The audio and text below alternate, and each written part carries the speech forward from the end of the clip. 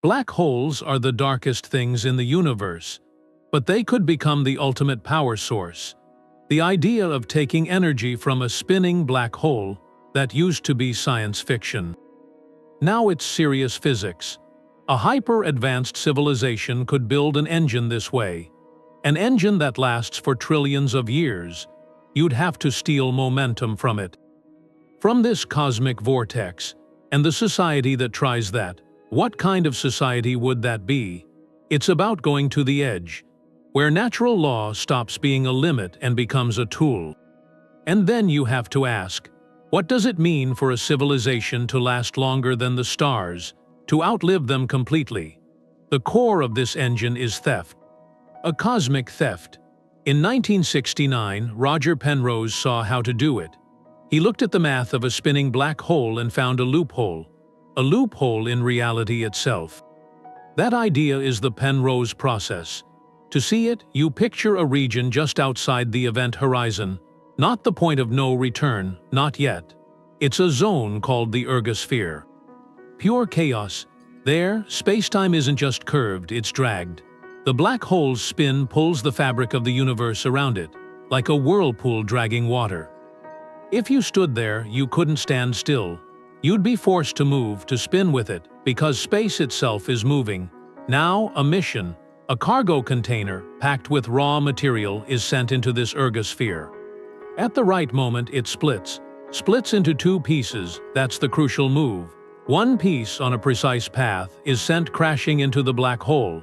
But this piece does something strange. It falls in with negative energy. Think of it like throwing a counterweight down a well, to make the bucket at the top rise faster. This falling piece takes away a tiny bit of the black hole's spin. It's rotational energy. It slows it down, just a minuscule amount. The other piece of the container, now suddenly lighter, carrying the stolen energy, gets flung back out. It escapes, and it has more energy than the original container had going in. That's the profit. That's the power. Energy mined directly from the black hole's rotation.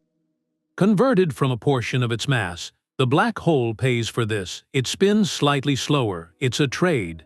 Angular momentum for raw, usable power. This isn't science fiction. It's a prediction. A rigorous prediction of Einstein's general relativity. A single particle can do this. The Penrose process shows it's physically possible. But a single particle gives you a whisper. Just a whisper of energy. For a civilization, a whisper isn't enough. You need a roar, so the question is how? How do you scale this up? From a quantum trick of physics into an engine that can power worlds. How you turn a theoretical loophole into a galactic power grid. That area of forced motion is called the Ergosphere. It's a cosmic drag zone. If you want to build an engine, this is where you have to do it. You can't just use any black hole. It has to be spinning. That's a Kerr black hole, named after Roy Kerr, who solved the equations for a rotating one, and its spin does something to the space around it. It doesn't just create gravity, it twists spacetime like twisting a spoon in honey. That twisting makes a region, not a perfect sphere but a flattened ball. That's the Ergosphere. It sits outside the event horizon, the point of no return. The Ergosphere is your last chance to interact, before you're lost. Inside this flattened shell, a fundamental rule breaks. You can't stand still. No matter your rockets, you can't fight the current. Space itself is moving. Dragged around by the black hole's rotation, you're in a cosmic whirlpool, where the water is the fabric of reality. You have to move with it. That's frame dragging. The black hole spins so fast it pulls the stage with the actor. The outer edge of this zone is the static limit, where the drag becomes absolute. Cross it, and resisting the spin is impossible. You're part of the flow, but the Ergosphere isn't a place of instant destruction. It's a place of trapped potential, a reservoir of pure rotational energy. A battery charged by the black hole's spin. That's the key resource, because inside the Ergosphere, relativity allows something impossible elsewhere. A particle can be in a state of negative energy. Think of it like digging a hole. You remove dirt, creating a negative space. In the ergosphere, you can arrange for matter to fall in a way that removes energy from the black hole's rotation. It carries negative energy in. And by the universe's accounting, something else must carry positive energy out. That's the heart of the Penrose process. The ergosphere is the factory floor, the only place in the universe where this transaction happens, where you trade the black hole's angular momentum for raw power. So for a civilization building an engine, the first step isn't approaching the event horizon. It's navigating this maelstrom of twisted space, setting up shop in the whirlpool. Learning to work within a current that moves faster than light can travel locally. The static limit is the doorway, and inside, the distortion of reality becomes the tool. Stealing particles one by one is slow. It's clumsy. The Penrose process is clever, but it's like emptying a lake with a cup. For a real stellar engine, you need more. You need a river, and that river might already be there, flowing right from the black hole. We've seen it, out in the cosmos.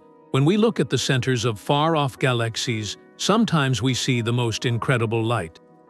Twin beams of energy, stretching thousands of light years, blasting from the poles of a supermassive black hole. Those are relativistic jets. For decades, their power was a mystery. They shine with the light of 1 trillion suns. Where does that come from? In 1977, Roger Blandford and Roman-Znajek had an answer that turns the black hole's surroundings into a power plant. They saw the black hole not as a pit, but as a dynamo, the center of a cosmic storm. Think of a supermassive black hole, millions of times heavier than our sun. It's not in empty space.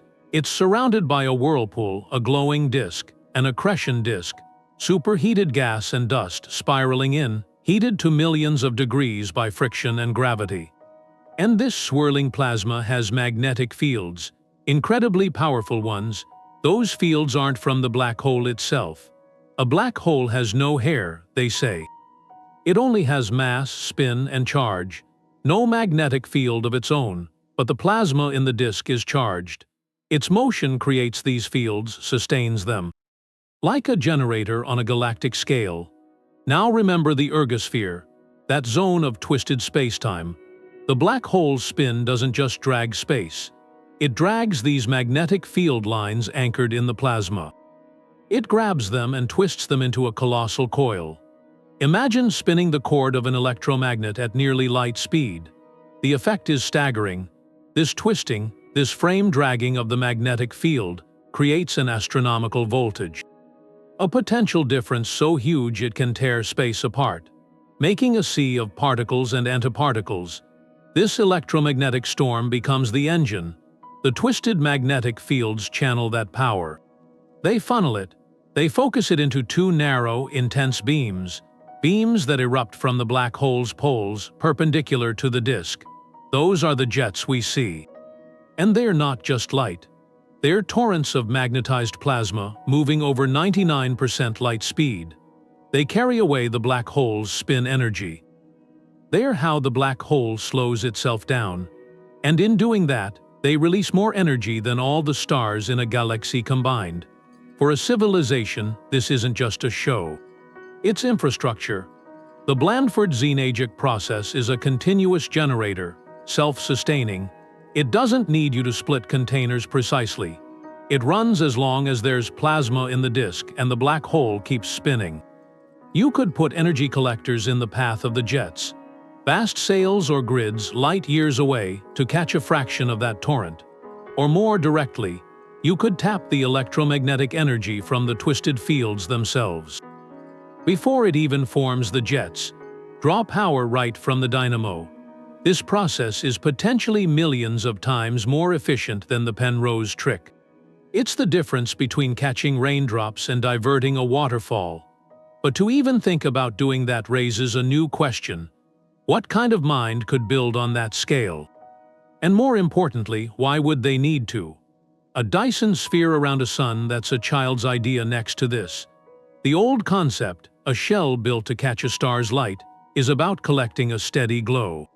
A black hole gives you something different. Not a bath of photons, but a hurricane of force. A civilization using the Blandford-Znajek process wouldn't build a shell. They'd weave a net, a swarm of collectors moving in the chaos, so you start by letting go of the solid sphere. The environment is too violent. Instead, imagine a constellation of platforms. Millions of them, maybe billions, each one a specialized harvester. Some would sit in the Ergosphere, that zone of dragged spacetime, to tap the twisted magnetic fields directly. Others would station themselves far out along the relativistic jets, like sails in a cosmic wind. It's not one structure. It's a coordinated ecosystem, all orbiting the dark star. The engineering is beyond us. The tidal forces near the hole would stretch any ordinary material. The radiation would kill any electronics we know. So these collectors couldn't be steel or titanium. They'd have to be made of something else. Maybe exotic matter, stabilized by forces we haven't found.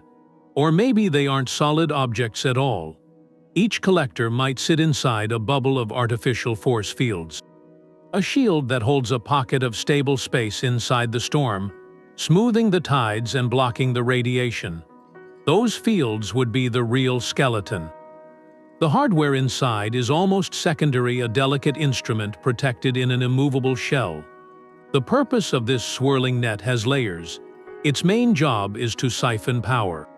To turn the black hole's spin into energy, electricity, plasma, something we don't have a name for, but it would do more. An array like this would also be a scientific instrument.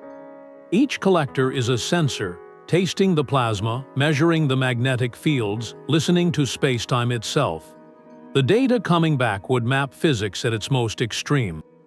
This isn't just a power plant. It's a university built around a lab you can't replicate anywhere else. And in that, you see its final meaning. Building and maintaining this dynamic swarm would be a civilization's last test. Proof they've moved past just using resources. They're threading technology through reality, using the universe's own most violent process as a foundation. They aren't hiding from the storm, they're learning to fly inside it. The idea of a negative energy particle is the strangest part. It sounds like a contradiction. How can something have less than zero energy? In our world, that's impossible.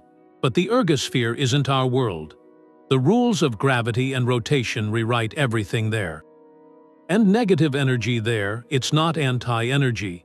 It's not a magical substance. It's an accounting term, defined by an observer watching from far away, from safety. Think of it like this. Far from the black hole, a particle at rest has a certain energy. Its rest mass energy, that's the baseline. Now drop that particle toward the hole. As it falls, it gains kinetic energy. It speeds up. Its total energy from that distant view increases. That makes sense. But inside the Ergosphere, the twisting of spacetime changes the math. The frame dragging is so severe you can arrange a particle's path in a peculiar way. You can send it on a trajectory where, from the outside, it appears to have less total energy than its original rest mass. It's like watching someone climb down into a well, but instead of their potential energy decreasing, their entire value on your ledger goes down. They arrive at the bottom with a negative balance. And that's only possible because the particle is moving with the dragged spacetime in a specific manner. Its motion is coupled to the black hole's rotation. The particle itself isn't exotic. It's the situation. The particle is in a state where it effectively borrows energy from the black hole's rotational bank. And by falling in, it pays back that loan with its own mass. The act of crossing the event horizon in that state, that's the transaction. The black hole's ledger updates. Its mass decreases slightly. Its spin slows down a tiny bit. The rotational energy it lost didn't vanish. It was transferred. That energy is carried away by the other fragment, the one that escaped. That fragment rockets out, now possessing more energy than the original whole object. It's the profit, mined from the black hole's rotation. This subtle trick relies entirely on the warped geometry of a spinning black hole. It's a direct consequence of general relativity, confirmed by the math. For a civilization, understanding this ledger is the first step to engineering it. They wouldn't be throwing random debris. They would be precision bankers, orchestrating countless micro-transactions, each infalling packet of matter, carefully tuned to carry a negative energy deposit, slowly breaking the spin of their cosmic dynamo. And each escaping packet, carrying the dividend, flowing out to power their civilization. The physics is clear, but the scale is almost incomprehensible. To make it practical, to turn this delicate quantum relativistic trickle into a river of power, would require control over matter and energy that looks like magic to us. It would mean not just understanding the ledger but becoming the bank itself. The materials we know they wouldn't last, not steel, not carbon fiber. Near the event horizon, gravity pulls so much harder on your feet than your head. That difference becomes a force. It stretches any solid object into a line of atoms. Spaghettification, it's a real process, and that's before the radiation. The accretion disk, that swirling plasma, it emits X-rays, gamma rays, enough to flash vaporize a planet.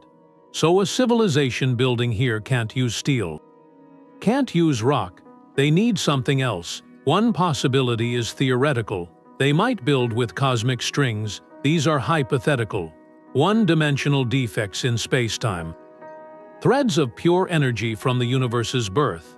If they exist, a cosmic string would be under immense tension, thinner than an atom, indestructible by any normal means. Or they could use magnetic monopoles, particles with only a north or a south charge. Another predicted, never-seen entity. A lattice of monopoles could generate stabilizing fields. Fields of unbelievable strength, but these are speculations, pieces on a chessboard we haven't seen. A more plausible path isn't about stronger stuff. It's about not using stuff at all. Engineering becomes something else, applied cosmology. Instead of walls, you build pockets. You use focused energy, maybe from the black hole itself, to create force fields. Not like in stories. These would be dynamic shells of plasma, held in place by magnetic and gravitational manipulation. They'd act as active support, constantly pushing back against the tidal forces, smoothing out the violent gradients. A collector sits inside this bubble, a calm eye in the hurricane. The bubble itself is the structure, maintained by a continuous flow of energy, repairing it faster than the environment can tear it apart, or they could go further. Manipulate the stage instead of the actor, gravitational engineering. By placing masses precisely or using their own energy fields, they could sculpt local spacetime. Create artificial stable orbits within the ergosphere, regions where the fierce drag is counterbalanced, gravitational halos where platforms could park. Like finding a still point in a raging river by redirecting the current around you. So the construction project, it isn't about welding girders. It's about solving the equations of general relativity in real time. Using energy as a chisel to carve out habitable niches from the storm. Building this harvester would be their ultimate testament. It means they've moved beyond the universe's raw materials. They're using its fundamental rules as building blocks. They aren't just physicists observing nature. They are artisans, weaving stability from chaos, turning the most destructive environment into a foundation. Their technology and their understanding of reality become one thing, indistinguishable. And if they can do that, what else becomes possible? What does a society look like when its power source is a controlled singularity? When its greatest achievements are written not in stone, but in the shaped fabric of spacetime itself? That foundation would never be still. You can't just put a collector near a black hole like you'd orbit a planet. The orbits aren't clean ellipses, they're chaotic. A spiraling mess, driven by that huge gravity and the black hole's own spin. The frame dragging in the ergosphere, it doesn't just pull on space. It ruins the idea of a stable path. Anything there gets tugged. Its path is always being warped by the swirl of spacetime. A natural orbit would fall apart fast. Your harvester would either crash into the event horizon or get thrown out into nothing. So you can't just put something there and let it go. You have to fight the physics, every second. That means every collector has to hold what's called a forced orbit. It's not a path you find, it's a path you make, with constant, precise thrust, little nudges from its engines firing all the time to counter the drag to fix the drift. It's like balancing a marble on the rim of a spinning bowl. Your fingers are always moving, tiny adjustments to keep it from falling in or flying off. The energy for that comes from the black hole itself, a tax you pay to stay in the profitable zone. Some orbits could be more elegant, but not simpler. Theorists have mapped special paths like zoom whirl orbits. A collector swings in on a long, elliptical approach, then whips around the black hole in a series of tight, fast loops. That's the whirl before zooming back out. It's a slingshot pushed to the extreme.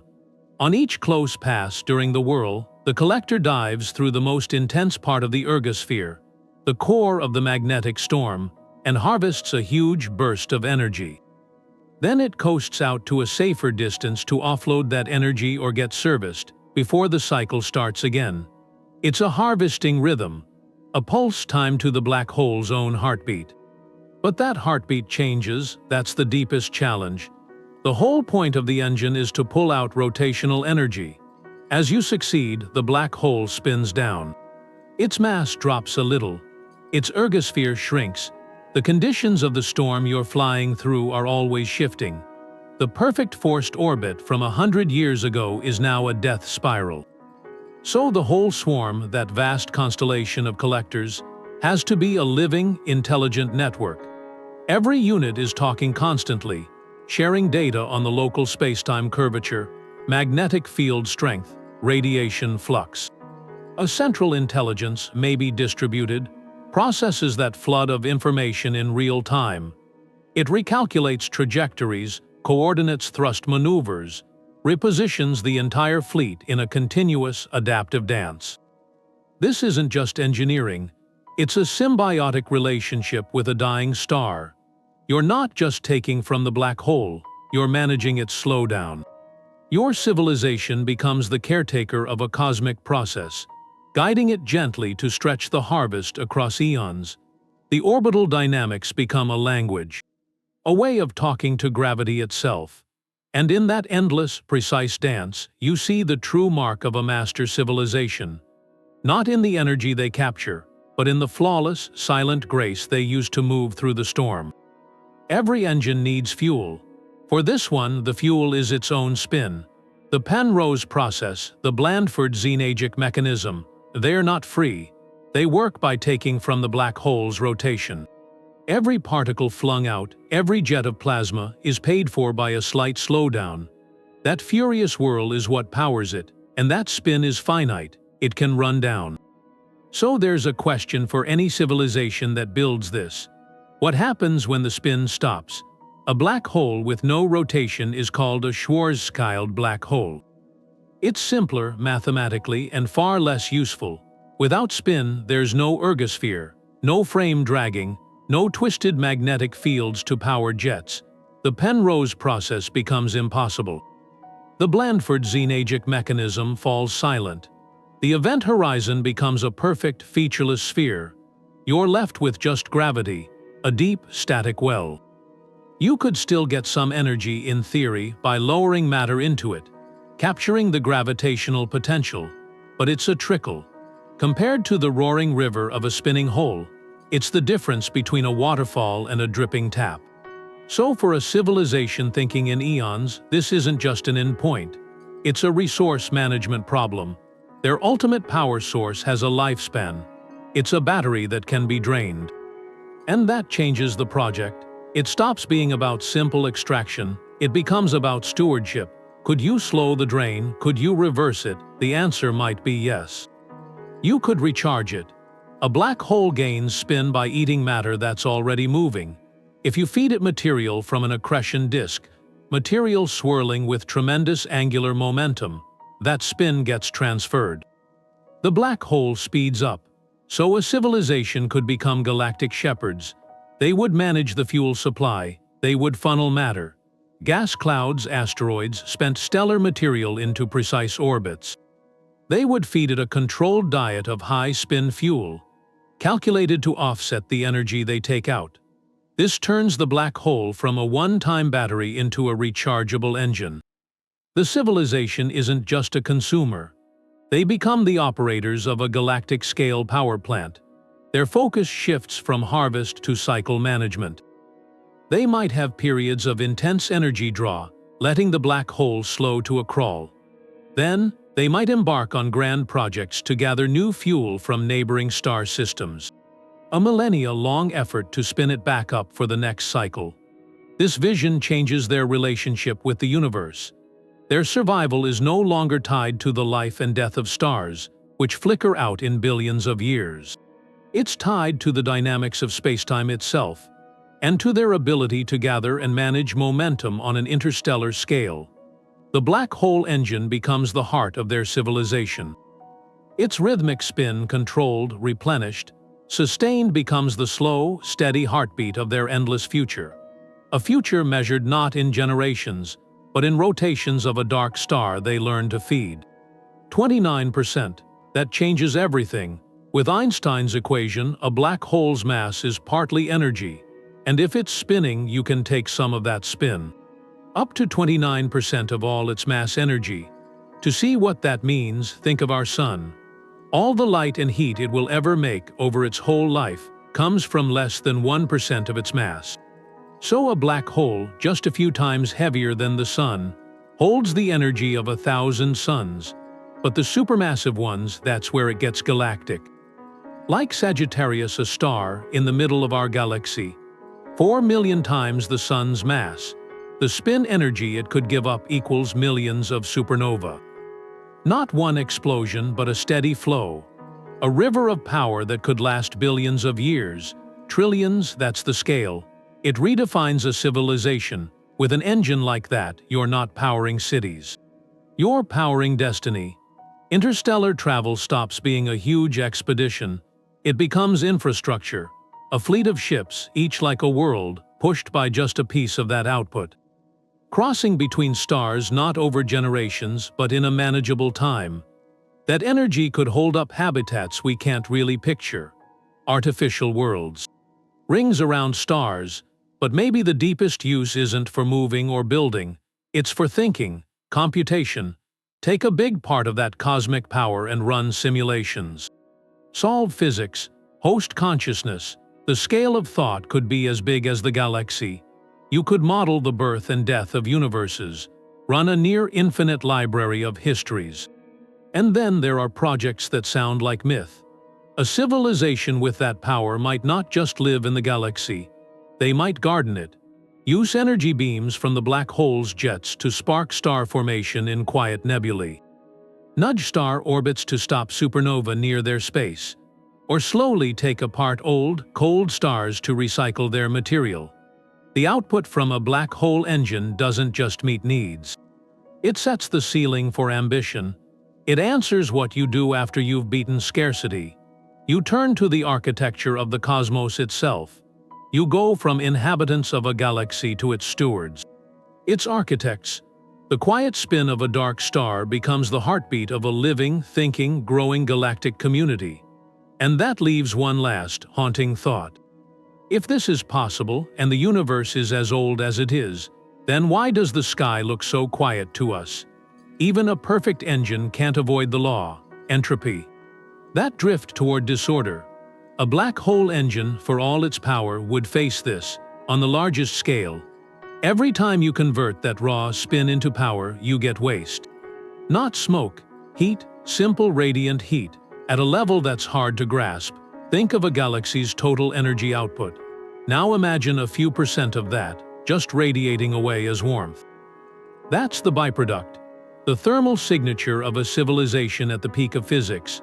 This isn't a small problem. It's a thermodynamic crisis. All that heat has to go somewhere. If it doesn't, the system cooks itself. The collectors in their force fields would melt. The space around would become an oven. So they'd need a heat dissipation strategy as radical as the engine. One option is to beam it away. Turn the waste heat into low-frequency radiation, long radio waves, and fire it in a directed stream out of the galaxy. A cosmic exhaust pipe. Venting entropy into the emptiness between galaxies, it would be a faint beam on the universal scale, but it's a river of lost order. Or they could try to use it first. Before discarding it, run this waste heat through secondary cycles. Use it for low-intensity industry. Orbital foundries reshaping asteroids. Computational arrays running on residual warmth. A cascade of efficiency, squeezing every bit of usefulness from the harvested spin. But even then, the final, degraded energy has to be disposed of. You can only recycle heat so many times before it becomes too diffuse to use. The universe's tax on all work must be paid. This introduces a concept we know on a planetary scale, but magnified. Thermal pollution. On Earth, a power plant heating a river disrupts an ecosystem. Around a black hole engine, the cumulative waste heat could alter the local galactic environment. It might gently warm nearby molecular clouds, change the pace of star formation subtly. It could create a detectable infrared glow, a thermal halo around the galaxy's core. For the civilization, managing this output becomes a core discipline. Their astrophysicists aren't just studying stars, they're practicing stellar-scale climate science. They have to balance their need for energy with the imperative to not fry their own home. The thermodynamics of such a system would be their most vital science. It's the study of limits. The ultimate limit isn't the black hole's spin, it's the cold background of the universe itself. Their engine works by creating a steep temperature gradient. The furious, ordered spin of the black hole is the hot side. The near absolute zero of deep space is the cold side. Their machinery operates in between, harvesting the flow from hot to cold. Their entire existence hinges on maintaining that gradient, on preventing their own waste from warming the cold sink around them. It's a never-ending negotiation with chaos, a fight to impose local islands of order, while accepting that the cosmic tide of entropy always eventually rises. In that balancing act, you see the true maturity of a civilization, not in the power they wield, but in the respect they hold for the universe's most unbreakable rule. When the spin finally stops, the dynamo winds down, the jets go quiet, the ergosphere collapses, you're left with a dark sphere, a Schwarzschild black hole. It feels like an end, but even here there's a whisper from the edge of reality. Hawking radiation, a quantum mechanical process. It means black holes aren't eternal. They evaporate, over timescales that dwarf the universe. For a supermassive black hole, this radiation is incredibly faint, a trickle of particles, drowned out by the cosmic background. It's the faintest sigh, but for a civilization that mastered the spin, this whisper is a new frontier, a new kind of engineering. The principle is quantum. Empty space isn't empty. It's a sea of virtual particles, pairs popping in and out of existence. Usually it's unnoticed, but at the event horizon, gravity warps it. One particle falls in, the other escapes. To an outside observer, the black hole emits a particle. And to pay for it, the black hole loses a tiny bit of mass. It evaporates. That's Hawking radiation. For a massive hole, it's so slow it's meaningless, but the rate depends on size. The smaller the black hole, the hotter it glows. The faster it evaporates. That suggests a radical possibility. A civilization might not just use a giant, natural black hole. They might create a small one. An artificial singularity, the mass of a small mountain. That object would be incredibly hot from Hawking radiation, glowing with intense power, a contained quantum furnace. You could feed it matter to balance the evaporation, or let it run down, harvesting its final burst as it winks out. Harnessing this requires a different mastery. Not the orbital ballet of the ergosphere, but control over quantum fields and gravity at the smallest scales. You'd need to contain the unimaginable density, stabilize it, and capture the high-energy particles it emits. This connects the macro-scale engineering of spin to the deepest micro-scale mysteries. Quantum gravity. A civilization that could do both: harvest a supermassive black hole's spin and then, eons later, 10 to a tiny one's quantum glow would have unified physics. They'd see the universe as a continuous spectrum, from the whirl of galaxies down to the flicker of virtual particles, all of it a potential source of power, of understanding. In that vision, a black hole is never truly dead. Even in its final, quiet state, it offers a lesson, written in the faintest script of quantum mechanics. A lesson that for a patient mind, even the sigh of a dying giant can be shaped into light. So there's this scale, the Kardashev scale. It ranks a civilization by how much energy it uses. A Type 1 civilization uses all the energy that hits its planet from its star. A Type 2 uses the entire output of its star, like a Dyson sphere, and we're still Type 0. We run on plants, old plants, and a little bit of sunlight. But a civilization that builds a black hole engine, that breaks the scale, it's not using a star's energy. It's using the energy of spacetime, channeled through a dead star that's not Type 2, it's something else, maybe Type 2 plus, or the beginning of a Type 3. A galactic civilization, one that doesn't just live in a galaxy, but powers itself from the galactic core. And that difference matters, because if something like that is out there, it wouldn't be quiet. It would announce itself, not with radio but with physics.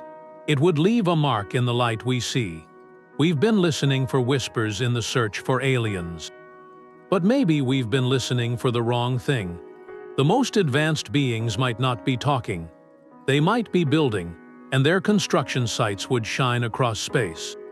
So now astronomers are asking a different question. Not are we alone, but what does industry look like at the end of time? They look for technosignatures. Not messages, just the byproducts of huge engineering. Around a black hole, they'd look for anomalies, a strange, precise pattern in the jets, like a lighthouse beam that doesn't follow natural physics. Or extra infrared heat, more warmth than the accretion disk should have. The waste heat from countless collectors glowing softly into space, or maybe structures. Not solid shells, but vast patterns blocking parts of the disk, causing regular dips in the X-ray light, like a gear turning in front of a lamp. This isn't science fiction. These are real proposals. Turning astrophysics into a tool for studying aliens, it becomes engineering analysis. You look at a galaxy's core and ask, does this energy make natural sense, or does it have the marks of a mind? One clear detection would change everything. It would mean the great silence of the universe isn't emptiness, it's maturity, that some civilizations stop broadcasting and start building.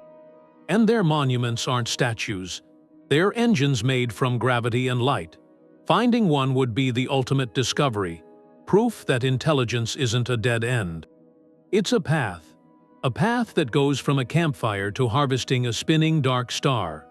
Mastering those forces would require absolute precision. The physics that lets you harvest a black hole's spin also holds a terrifying instability. The black hole bomb, or superradiant scattering, it's a feedback loop on a cosmic scale. You start with a simple setup, a spinning black hole with its ergosphere where spacetime is dragged. Now imagine building a shell around it, a perfect mirror, not a solid sphere but a reflective boundary, maybe plasma or force fields. That mirror traps things inside. Then you send in a wave, it could be light, an electromagnetic ripple, or something more subtle. A gravitational wave, a ripple in spacetime itself. If that wave has the right frequency, something extraordinary happens in the ergosphere. The rotating spacetime acts like a paddle wheel. It gives energy to the wave gains amplitude, it gets stronger. Then it hits the mirror and reflects back. It re-enters the ergosphere, gains even more energy from the black hole's rotation, bounces again and amplifies further. Each pass through that twisted zone takes a little more of the hole's spin, pumping the wave to greater intensity. The process feeds on itself, an exponential runaway. In a perfectly mirrored cavity, the energy would build without limit until the mirror shattered, releasing a cataclysm, a final burst that could rival a supernova, born not from fusion but from unleashed rotational energy. For a harvesting civilization, this isn't just a theory. It's an existential engineering constraint. Their vast network of collectors and force fields could accidentally create the conditions for a bomb, a stray resonance, a malfunction in a field generator that makes an accidental reflective cavity, a miscalculation in the orbital dance. Any of these could start the feedback. Their greatest achievement could become their doom in a flash of physics gone wrong. So their control has to be flawless. Their monitoring of every frequency and vibration in the system has to be constant. They would need dampeners, not just collectors. Safeguards designed to absorb specific resonant waves before they can begin to amplify. Their entire operation becomes a ballet on a knife's edge. They aren't just tapping the energy. They are actively suppressing the natural instability of the system they've built upon. That highlights the profound responsibility that comes with such power. To harness a cosmic force is to enter into a dialogue with it.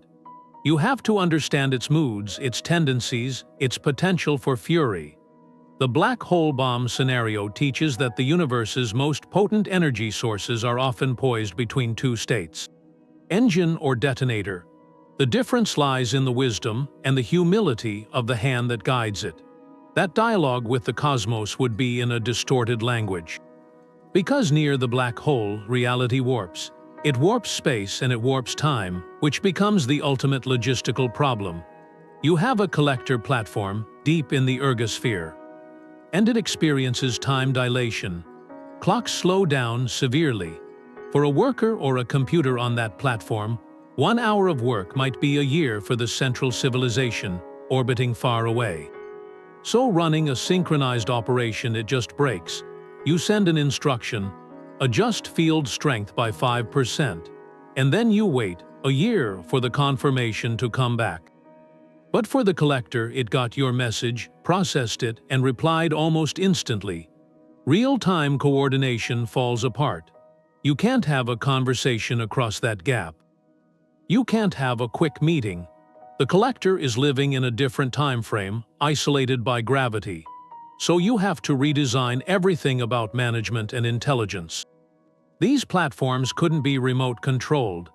They'd need to be fully autonomous, with sophisticated local artificial intelligence, able to make critical decisions without checking in. They become independent agents, programmed with goals but trusted to navigate the storm in their own, slowed-down time. The central civilization becomes a long-term planner, setting strategy over centuries, while the collectors execute tactics in what feels like moments to them, and communication shifts. It's no longer a conversation. It becomes history. Data packets from the collectors arrive as ancient reports, detailing events that happened centuries ago from the receiver's view. You study these not for immediate action, but to refine your long-term models, to understand the slowly changing character of the black hole engine. This time split creates a strange society. One half lives in the fast time of the galactic outskirts, watching stars be born and die. The other half, the harvester minds in the Ergosphere, exist in a stretched-out present, where a millennium of external history feels like a brief, intense shift in the magnetic storms around them. Their experiences, their perception of reality, would completely diverge. And then there's the signal path itself. Gravity doesn't just slow time, it bends the path of light. A laser beam sent to a collector doesn't go straight. The black hole's gravity acts as a colossal lens, twisting the trajectory. To send a message, you don't aim directly at the collector. You fire it on a calculated, curved path, so that gravity bends it precisely onto the target. It's like throwing a ball to someone by bouncing it off invisible, moving walls. Every communication requires solving a complex general relativity problem in real time, accounting for the exact mass, the spin, the relative motion of sender and receiver. Their entire network, this physics-based internet, becomes a dynamic, self-correcting web. Each node constantly broadcasting its position and its local spacetime curvature. Routers don't just find the shortest path. They calculate the path that gravity will distort into a connection. A dropped signal might not mean a broken transmitter. It could be a sudden shift in the accretion disk's mass, altering the gravitational lensing just enough to miss. So operating this engine becomes a continuous, universe-scale test of general relativity. Not in a lab, but in the urgent, practical need to keep a trillion moving parts in touch. It's the ultimate proof of understanding. You haven't just learned the laws of physics. You've built your society's nervous system to work within their most extreme expression. Mastering gravity and time, that's a deeper shift. When a civilization learns to harvest a spinning black hole, it's not just solving an energy problem.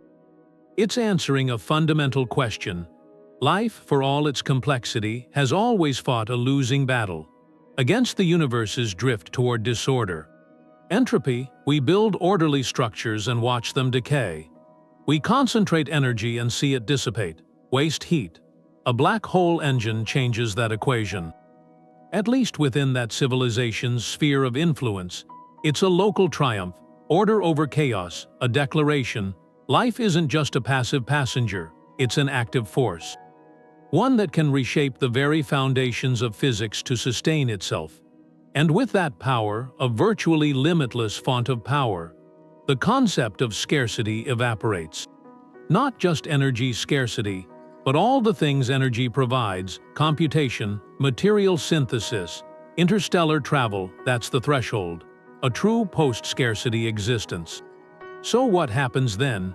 To a society when the struggle for survival ends, that engine of so much conflict and innovation, what becomes the purpose? When a civilization has won its ultimate material game. One path turns inward. With infinite energy and time, the focus could shift to pure creation. Art and experience become the central currency, not art as we know it. Immersive realities, symphonies of shaped spacetime, narratives that unfold over millennia.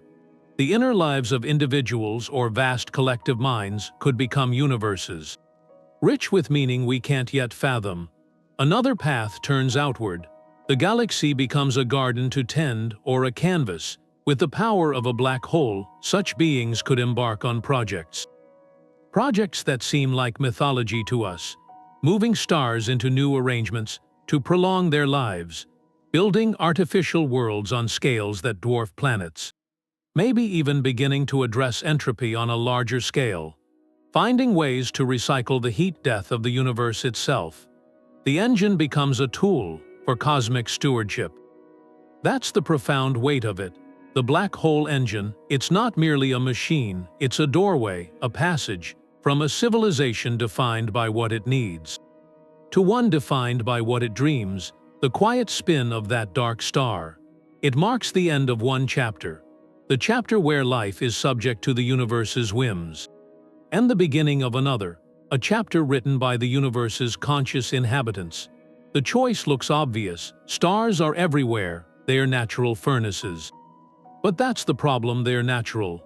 And nature, from an engineering standpoint, is inefficient. It's temporary. A star like the sun is a campfire. It burns the fuel it started with. It can't control the rate. It radiates in all directions. To use it, you'd need something huge, like a Dyson sphere, just to catch a little of that glow. And then, in 10 billion years, it dies. Your power source swells into a red giant and then goes cold. You're on a clock. A long one, but a clock. A supermassive black hole engine is different. It's not a fire. It's a flywheel, a battery charged with the spin of spacetime itself. Its potential output, that 29% of its mass energy, it dwarfs the total lifetime output of millions of stars. But the real advantage isn't just the power, it's the control, the timeline. With a star, you're a passive collector. You bask. With a black hole engine, you're a director. You can modulate the extraction, you can aim the jets, you can turn the power up or down like a dial, focus it, propel a starship, transmit a signal. Fuel a computation, it's a precision tool. A star is a bonfire, a black hole engine is a laser. Then there's longevity. The era of stars is finite. In a trillion years, the last red dwarfs flicker out. The universe goes dark. But a supermassive black hole, managed carefully, can spin down over timescales that make the age of stars seem like a brief morning. A civilization with this engine isn't planning for millennia or even millions of years. It's planning for cosmological epochs. It secures its future beyond the lifespan of its sun, beyond the lifespan of suns as a concept. This is the ultimate upgrade, moving from a civilization under a sun to one inside a crafted reality. The star is a gift. The black hole engine is an achievement. It's a transition from consuming cosmic processes to conducting them. The immense trouble, the physics-defying engineering, the dance on the edge of a singularity, that's the price. The price for a longer, broader, more deliberate future. A future where the universe isn't just a home, it's a workshop. The jets, the power they give you that isn't free. It comes from a balance, a delicate state around the black hole. That state is the accretion disk, this swirling, superheated whirlpool of matter. For the Blandford-Znajek process to work, you need that disk. It's where the magnetic fields come from, the ones that get twisted into the dynamo. But a disk isn't permanent. It's a consumable. It spirals in, feeds the black hole, and eventually it runs out. So if a civilization is relying on this engine, the disk isn't just a natural wonder. It's the fuel line, and that creates a profound logistical challenge. How do you keep it fed? You have to become a cosmic shepherd, managing a continuous flow of matter into the furnace. Think of it like tending a fire. Too little fuel, the fire dies. The magnetic fields weaken, the jets sputter, your power output drops. Too much fuel, and you get an unstable, flaring inferno. The disk becomes turbulent. It emits violent bursts of radiation bursts that could fry your delicate collector swarm. The goal is a steady, bright burn. A controlled fusion of physics and logistics. So where does the fuel come from? The local supply near a supermassive black hole is often limited. After billions of years, much of the nearby gas and dust has already fallen in. A sustaining civilization would need to look farther out. Their harvesting operation becomes a supply chain. They might deploy vast magnetic scoops to gather tenuous interstellar gas from light years away, funneling it slowly toward the core. Or they could become miners on a staggering scale, capturing asteroids from nearby star systems, guiding comets from a galactic halo. In the most extreme vision, they might disassemble entire planets. Or failed stars, processing them into a stream of raw material to be sent spiraling down. This is more than just dumping rocks into a hole, it's precision metering. The composition, the rate of spin, the angular momentum of the infalling matter. All of it matters. You're not just adding mass, you're managing the black hole's spin. Feeding it material with the right rotational direction to keep it spinning at the optimal rate for energy extraction. Too much counter-spinning material could slow the dynamo down prematurely. You are, in a very real sense, crafting the diet of a singularity. This turns the entire region around the black hole into a managed ecosystem, a kind of industrial park on a galactic scale. Convoys of processed matter travel along predetermined routes, falling into carefully calculated orbits before their final plunge. The civilization's presence is written not in solid structures, but in the orchestrated flow. Asteroids and gas clouds, all moving to the rhythm of the engine's need. The purpose is stability, to maintain the magnetic field strength required for the jets, to prevent the quiet periods that would cut power, or the violent outbursts that would threaten everything they've built. It is the ultimate expression of resource management. They have moved beyond exploiting a single resource. They are now curating an entire astrophysical process. The black hole engine becomes a living thing, a cosmic heart, and they are its caretakers, ensuring its beat. The rhythmic pulse of the jets continues for eons. This raises a quiet, fascinating possibility. A perfectly steady, artificially maintained accretion disk might have a signature. Its light curve would be too stable, too unwavering, compared to the chaotic flicker of a natural one. The search for intelligence might someday find it not in a message, but in the unnatural calm of a feeding dark star. That precision with matter and spin opens up a deeper question. Because every piece of matter you feed in or that falls in carries information. The arrangement of its atoms, its quantum states, and quantum mechanics says that information can never be truly destroyed. But classical general relativity says when something crosses the event horizon, it's lost forever to our universe. That's the black hole information paradox. And a civilization running this engine isn't just watching from a distance. They're participating. Every time they extract energy from the rotation, they're changing the black hole.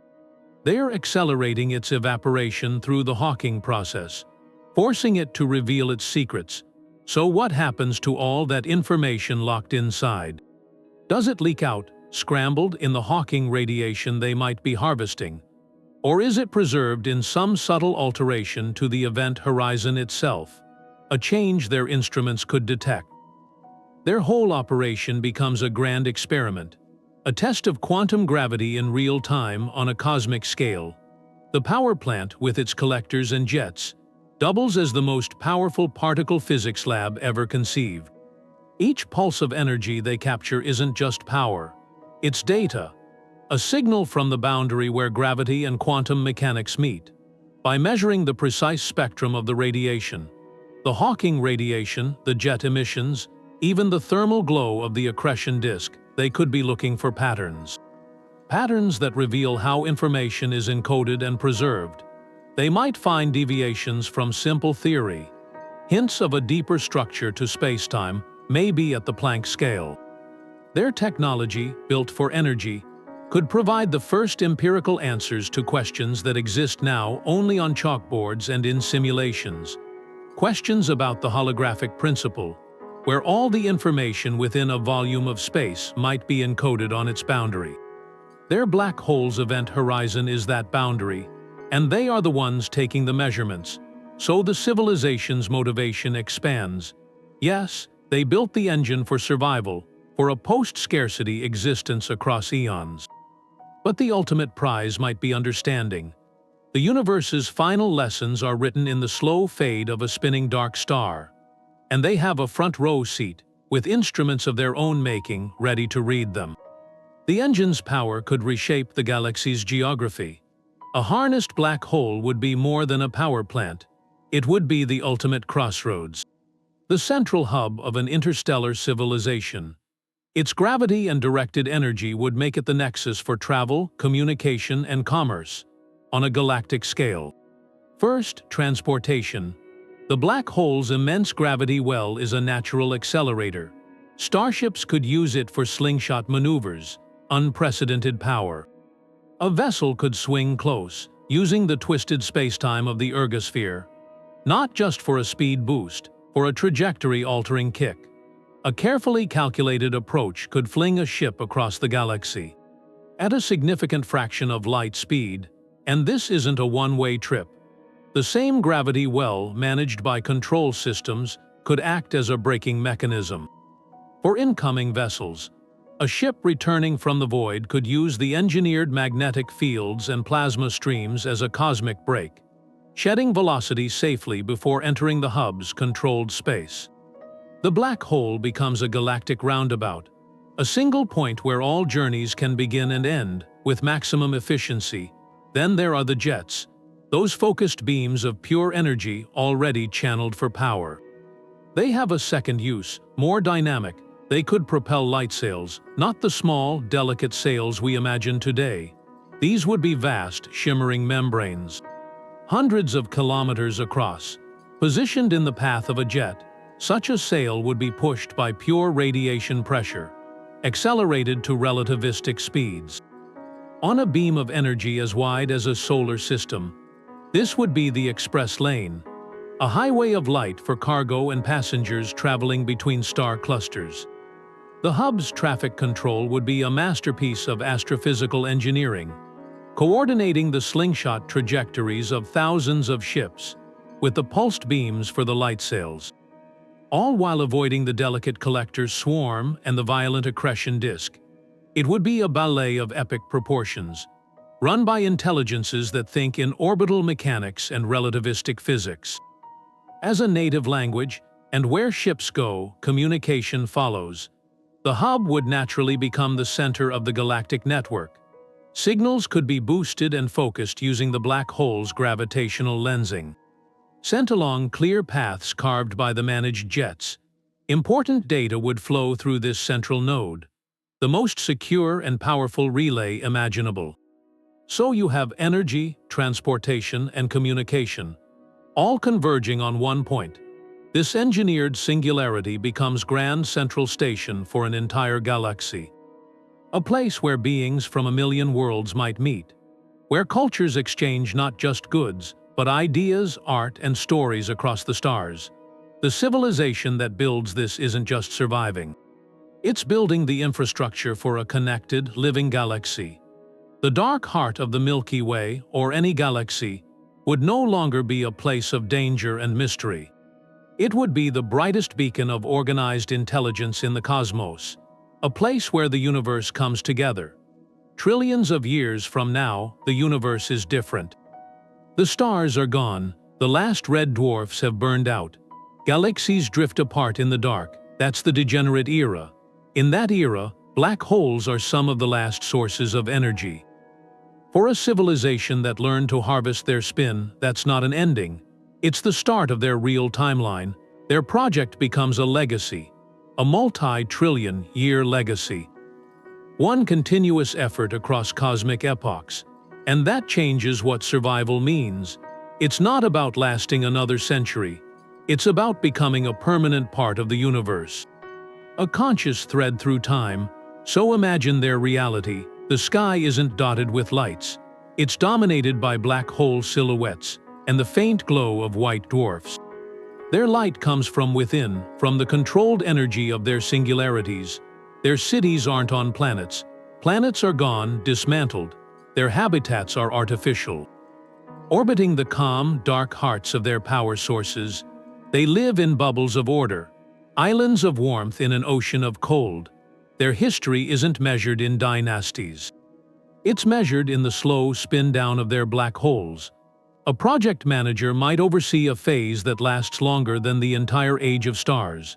Their art, their philosophy, their sense of self, stretched across these scales. A story told over 100,000 years. A piece of music with movements separated by millennia. Each note placed like planting a forest you'll never see. Their goal shifts. Short-term survival is solved. Their new purpose is continuity, to be a witness, to make sure the memory of the universe's luminous youth isn't lost. They become archivists. Their computational arrays, powered by the black hole's final whispers, might run perfect simulations of galaxies long gone. They might preserve the blueprints of every species. They become guardians of what was, even as they endure. That's the ambition the black hole engine reveals. A path beyond scarcity, beyond oblivion. It builds a bridge across time.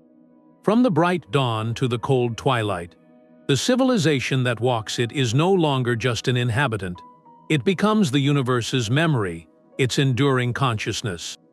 And then they face a quiet question, not how to live, but what to remember and for whom, in the endless night to come. That power brings a profound responsibility. A black hole isn't an isolated machine. It's a gravitational anchor, a cosmic regulator, its jets, its radiation. They influence everything around it. In a natural state, an active galactic nucleus, a feeding supermassive black hole, plays a crucial role. Its powerful jets can heat surrounding gas clouds. That prevents them from collapsing to form new stars, but it can also trigger star formation by compressing gas with shock waves. This is a natural cycle, a feedback loop that shapes a galaxy's evolution over billions of years. So if a civilization takes control of that engine, they're not just tapping a resource. They're intervening in a fundamental galactic process. They're becoming gardeners of star formation itself. And that raises an ethical question on a cosmic scale. Does any intelligence, no matter how advanced, have the right to alter such a fundamental object, to redirect the energy that naturally sculpts galaxies? An advanced society would likely develop a A cosmic ethic. Their first principle might be minimal impact. They could choose to harvest only from isolated black holes. Black holes far from dense star-forming regions. Black holes in quiet, elliptical galaxies, where the natural cycle of star birth is already complete. Or they might develop incredibly precise harvesting methods, techniques that siphon spin energy without dramatically altering the jet output, without changing the heat radiation that influences nearby gas. They would monitor their effects with vast sensor arrays, ensuring their operations don't inadvertently sterilize a stellar nursery or trigger an unnatural burst of star formation somewhere else. Their goal would shift from pure consumption to stewardship. They would see themselves not as owners of the black hole, but as its custodians. Their technology becomes a tool for balance. And perhaps they even use their control to perform corrective maintenance. If they observe a young galaxy where the central black hole is too active, quenching star formation too aggressively, they might dial down its jets temporarily, allowing a new generation of stars to ignite. They could become curators of cosmic biodiversity, ensuring a variety of stellar environments persist across the galaxy. This transforms their entire project. The black hole engine is no longer just a symbol of their power. It becomes a symbol of their maturity, a testament that they've learned to wield universe-shaping forces not for domination, but with a sense of care for the broader tapestry of which they are a part. Their greatest achievement would then be this: to live for trillions of years and leave the galaxy none the poorer for it. The cost of failure is immense. The physics that makes the engine possible also holds its potential for catastrophe. One dramatic failure is the black hole bomb, that superradiant instability. If the containment fields around the collectors ever formed a perfect mirrored cavity, a stray energy wave could get trapped.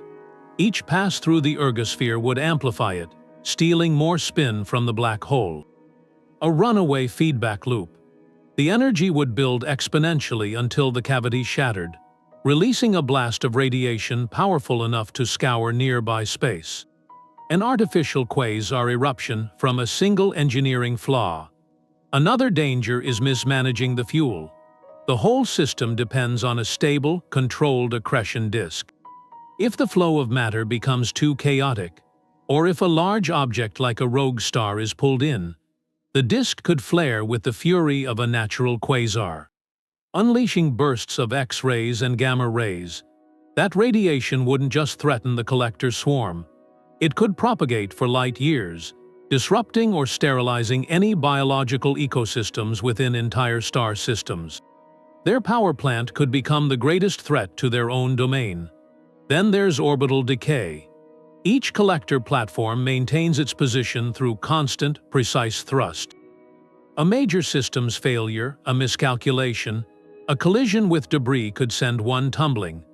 It would either be flung away, a total loss, or begin a fatal spiral into the event horizon.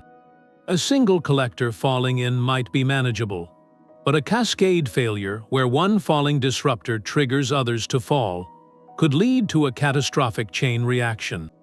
The sudden, unplanned injection of mass could violently perturb the entire system, triggering the very disk instabilities or resonant bombs they fear.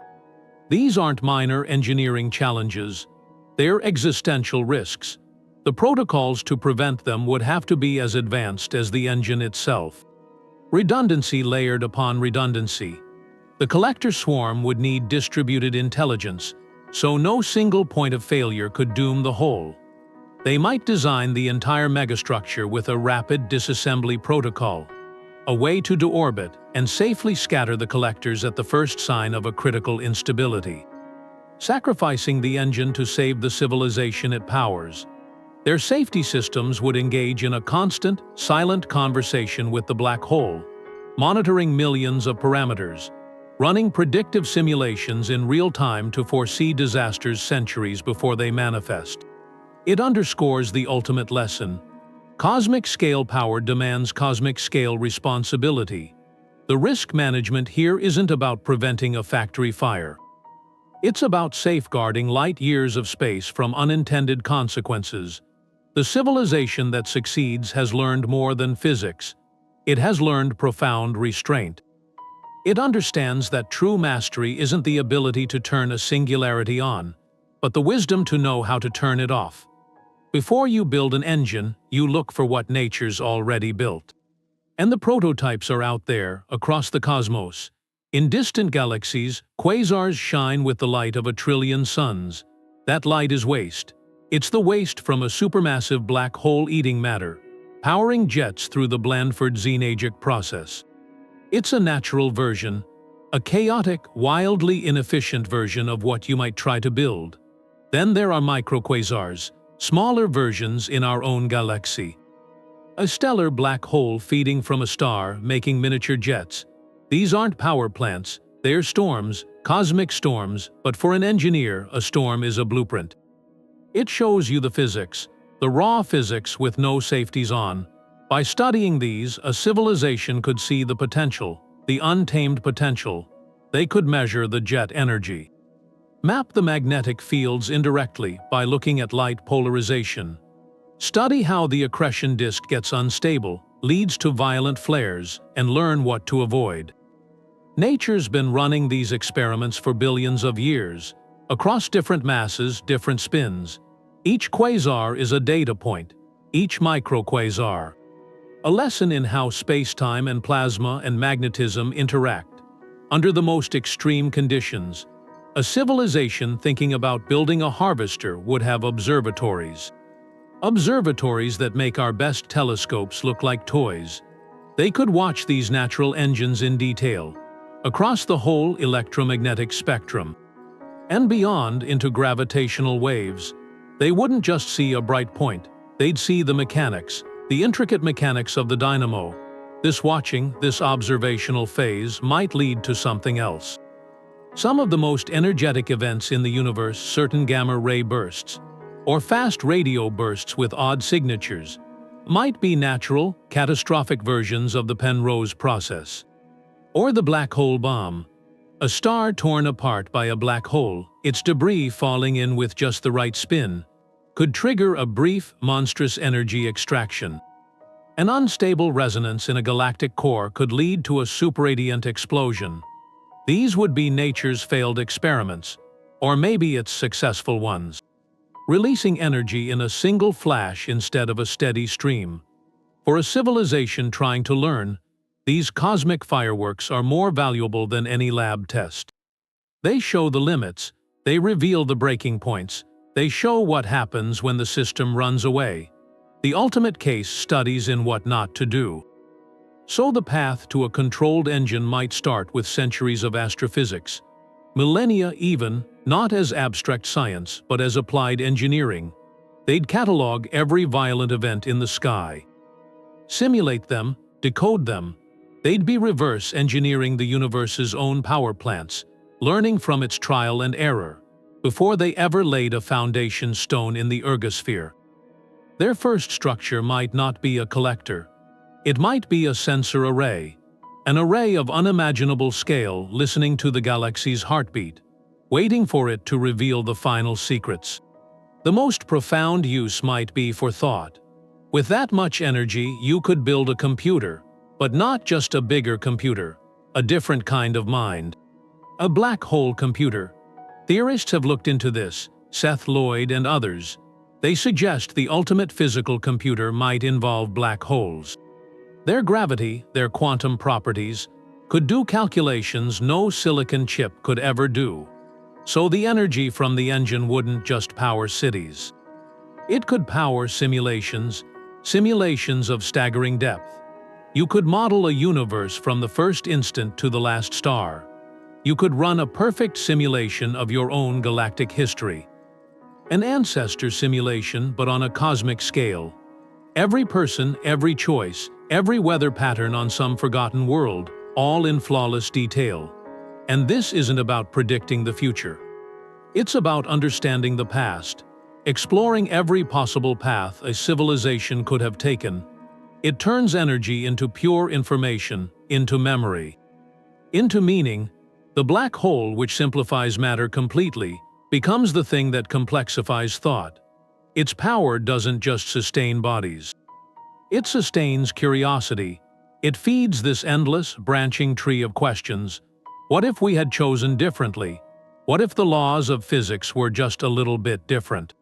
These aren't idle games. They're the final experiments for a civilization that has mastered its external environment. Now it turns its gaze inward, to the landscape of possibility itself. The engine becomes a cathedral for the mind, where the slow spin of the singularity ticks off processed thoughts. Each unit of harvested energy is a step in a calculation. A calculation that might map the multiverse, and that vision changes the purpose of the project.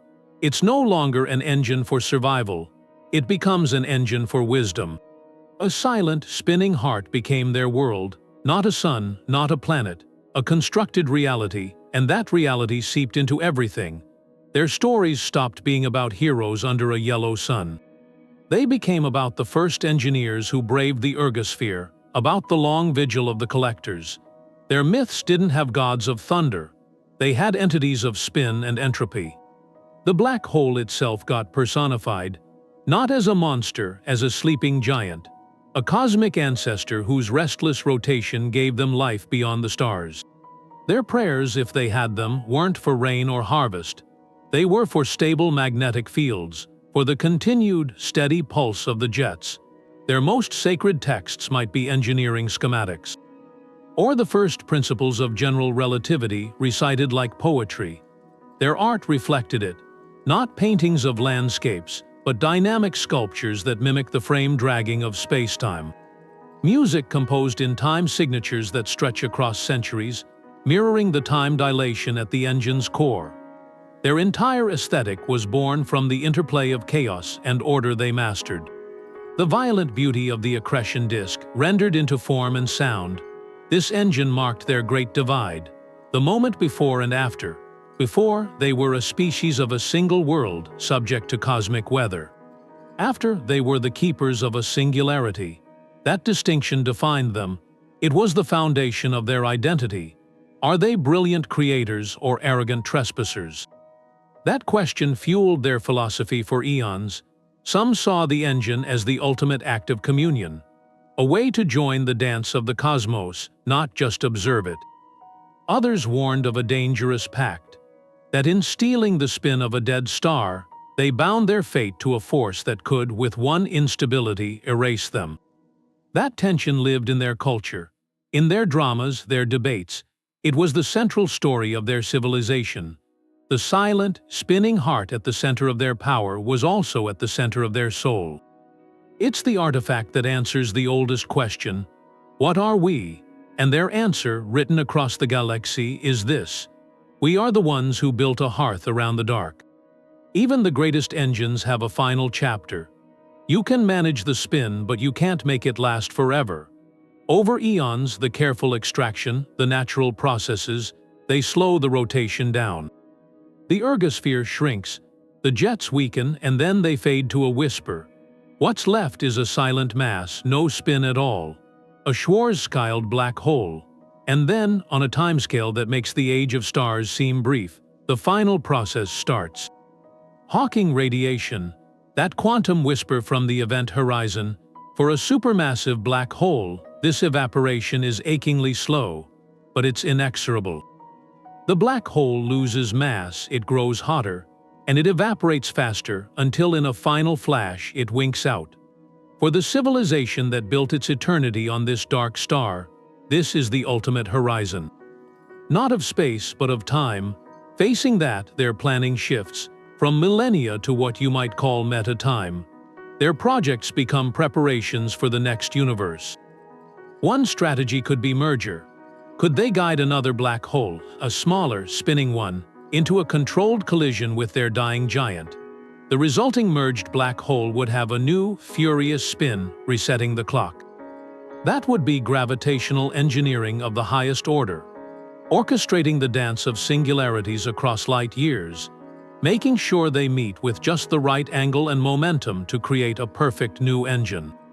It would be like restarting a cosmic heart with a carefully calculated shock. But mergers are a finite resource.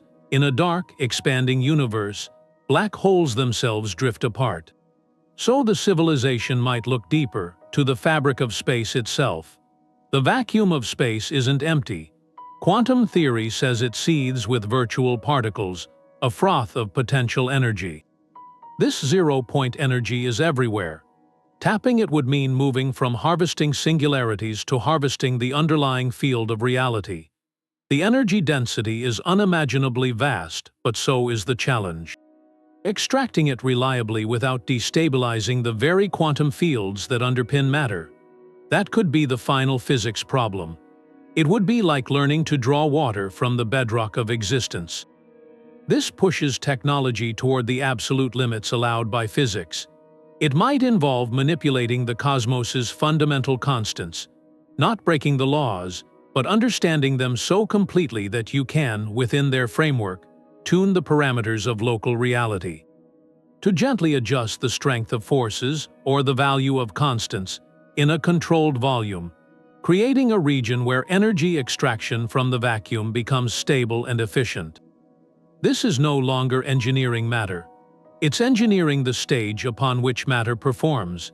The end of the black hole era would force this final step. A civilization that began by building fires, then Dyson spheres, then black hole engines, would now have to become architects of the vacuum. Their legacy would no longer be structures in space, but a sustained, conscious pattern in the fields of reality itself.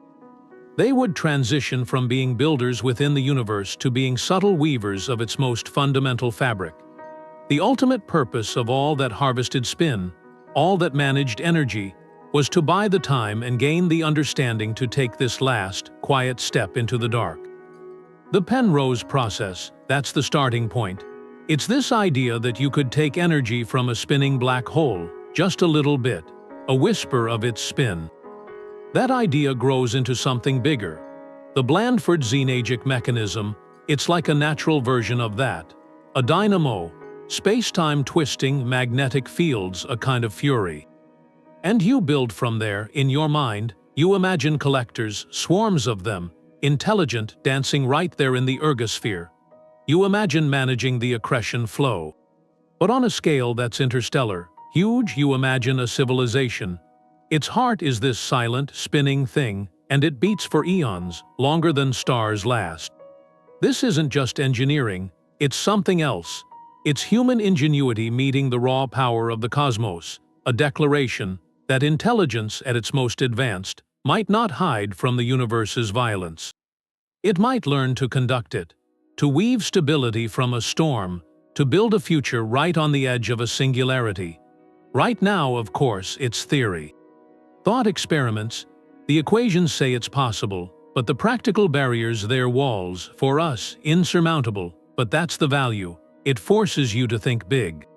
To look beyond our sun's lifespan, beyond the era of stars, to ask what an enduring future would actually require. It challenges our place, not as temporary guests. As potential stewards, it shows the potential locked in the laws of physics, waiting for a mind clever enough, patient enough, to turn principle into practice. Maybe, in some distant time, a civilization looks at their engineered dark star. They don't look with fear, not like it's a monster, they look with gratitude. Quiet, like a gardener looks at a fertile field. They see its silent rotation, the steady heartbeat of their world, the foundation for everything, their art, their exploration, their understanding. It would be a monument, not of stone, of mastered reality, a testament to a species that learned to speak gravity's language.